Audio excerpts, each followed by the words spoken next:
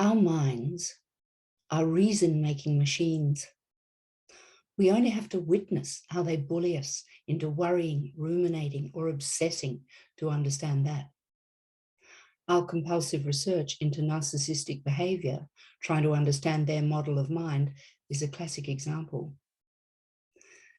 The greater part of mindfulness-based therapies is acceptance.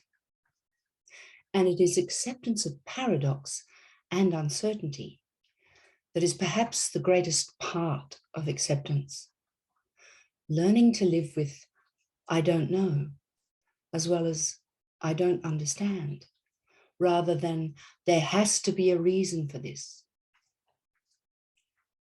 In narcissistic abuse recovery, in addition to our own personal paradoxes, finding a place where we can accept the non-sensical paradoxes of narcissistic behaviour can stretch us way out of anything resembling a comfort zone. Survivors can grapple for a long time with their own cognitive dissonance, holding two conflicting beliefs at the same time. Our minds can keep us busy all day long and wake us at night with, for example, how can someone say they love me and treat me with such abhorrent cruelty? Some psychologists have answered this by telling us that dark personalities are not really capable of love. This answer can at least satisfy a reason-making machine and also relieve us of any further responsibility.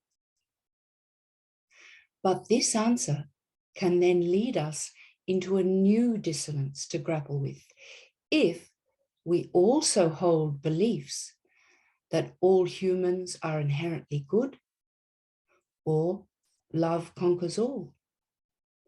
What in all this is true? But what if we were able to accept that paradox exists, plain and simple? And there are some phenomena for which there is absolutely no solution. What if we were able to drop the mind's compulsion to find a reason for everything?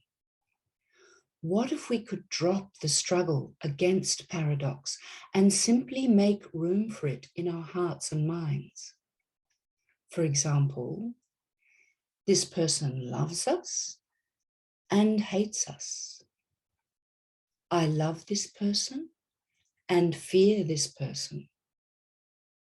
This person is charming Dr. Jekyll and evil Mr. Hyde. This person believes they are being kind and they are being cruel. I am feeling completely lost and I can keep going without giving up.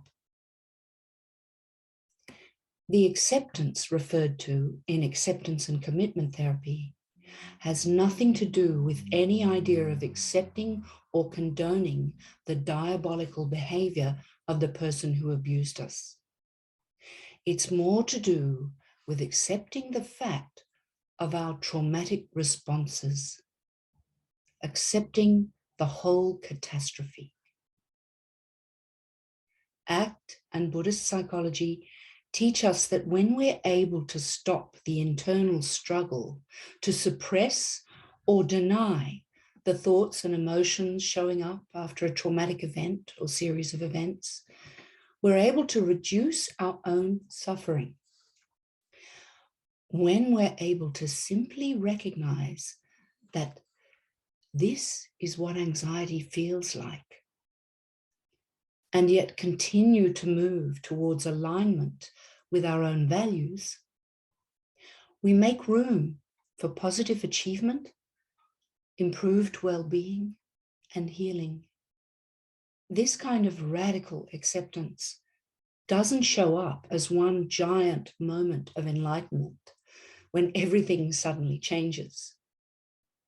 It shows up in slow, steady, incremental growth in wisdom and maturity. Namaste.